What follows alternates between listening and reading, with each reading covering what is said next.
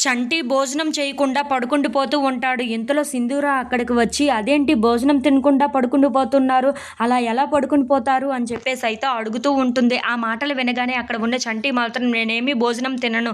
నాకు ఆకలిగా లేదు. మీరు తినేశారు కదా! పడుకోండి" అని చెప్పేసైతే చాలా కోపంగా అంటూ తను కూడా పడుకుండిపోతూ ఉంటాడు.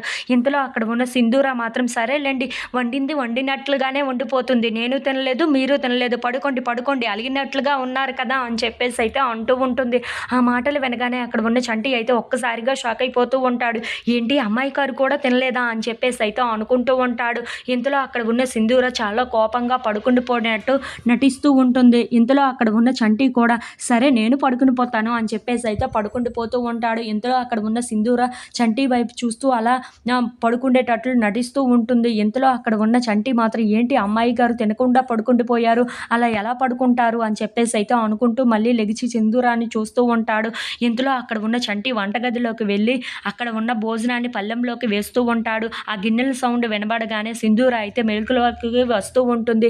ఏంటి చంటి గిన్నెల సౌండ్ చేస్తున్నాడు, ఆకలి వేసిందో ఏమో, తింటున్నాడో ఏమో అని చెప్పేసి అయితే అనుకుంటూ మళ్ళీ పడుకుండిపోతూ ఉంటుంది.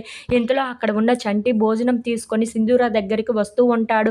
అక్కడ ఉన్న సింధూరాన్ని చూసి, అమ్మాయి గారు, అమ్మాయి గారు, లేవండి లేవండి అని చెప్పేసి అయితే సింధూరాన్ని లేపుతూ ఉంటాడు. అది చూడగానే అక్కడ ఉన్న సింధూర అయితే ఒక్కసారిగా షాక్ అయిపోతూ ఉంటుంది. ఇంతలో అక్కడ ఉన్న చంటి మాత్రం, అమ్మాయి గారు లేవండి, మీకోసం భోజనం తీసుకొని వచ్చాను, తిందురు గాని అని చెప్పేసి అయితే సింధూరాను లేపుతూ ఉంటాడు. ఇంతలో అక్కడ ఉన్న సింధూర లెగిచి చంటి వైపు చూసి ఒక్కసారిగా షాక్ అయిపోతూ ఉంటుంది. మీకోసమే భోజనం తీసుకొని వచ్చాను, తినకుండా అలా ఎలా పడుకుండిపోతారు అని చెప్పేసి అయితే భోజనం కలిపి మరీ తనకి ముద్దలు పెడుతూ ఉంటాడు. అది చూడగానే అక్కడ ఉన్న సింధూర అయితే చాలా సంతోషిస్తూ ఉంటుంది. చంటికి నా మీద కోపంగా ఉన్న ప్రేమ కూడా అంతే ఎక్కువగా ఉంది అని చెప్పేసి అయితే అనుకుంటూ ఉంటుంది.